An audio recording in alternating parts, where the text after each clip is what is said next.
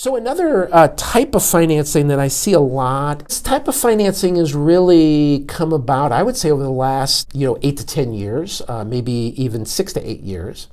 And it's really what is referred a lot of times to is recurring revenue financing. So we're in a technology-oriented world these days, right? A company's running software, the applications on your phone, all kinds of technology. And so the companies that supply that technology, even to us as consumers, whether it's Spotify or iHeartRadio, or whether it's some kind of application on your phone that you're paying $19 a month for, right? Mm-hmm. That becomes a revenue to whoever owns that application, the creator of that application. And then the same thing with software. So a software is a service, a SaaS model business or a recurring revenue business. You see many more of those types of companies around now than you did, of course, 6 to 8 to even 10 years ago. Mm-hmm. It was unheard of, right? Right. And so now there's a whole new industry of alternative lending, which is how do I lend to a company that has 10,000 customers paying them $20 a month? How do I lend to that company? Mm-hmm. It's and what does that company need money for? They need money for marketing and promotion to go from 10,000 users to 20,000 users, mm-hmm. right? Mm-hmm. Or to keep their application relevant. Maybe it's a game application, right? So what you saw, you see this, there are thousands of games out there, right? That you can do on your phone. Some of them are free, most of them you're charged $1 or $2 a month, right? And again, recurring revenue. And so there's lenders out there who specialize in lending money to recurring revenue companies. And typically the reason for borrowing is, again, new versions of my application, increasing my customer base. And then the repayment on that is typically done monthly. So as that new revenue comes in, I'm paying back the loan. Again, it's going to be more expensive than bank financing.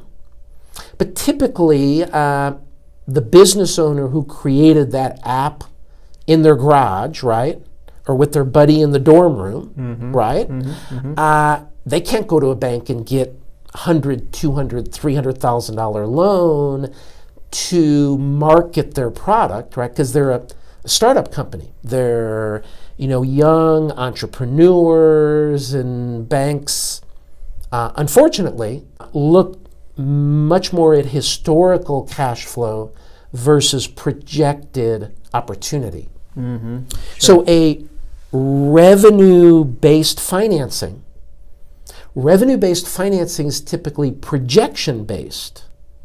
And so I've got a customer base, and there's a word in that industry called sticky. So how sticky are your customers to your application? Do they drop it after 2 or 3 months? Do they hold on to it for 6, 8, 12 months?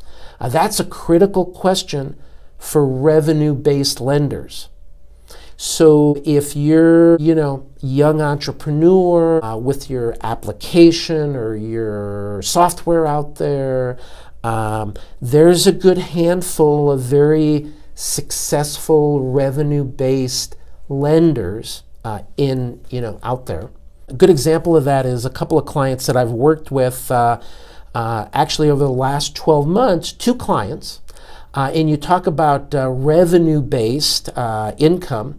These were internet service providers in rural communities throughout the United States.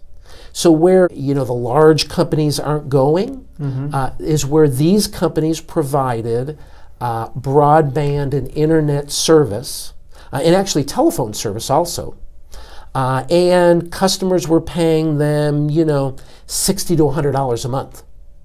And so again, it's a recurring revenue coming from consumers It's recurring revenue. They need to borrow money to increase their network, their footprint, their customer base. It's very hard for a bank to get their arms around those kind of customers and that kind of revenue. It takes a specialty alternative lender. Mm-hmm. So again, revenue-based financing is something that you see more and more of, particularly now with a lot of software, a lot of games, a lot of contract kind of revenue. Right. Yeah. No, that's a huge growth area for sure. Interesting.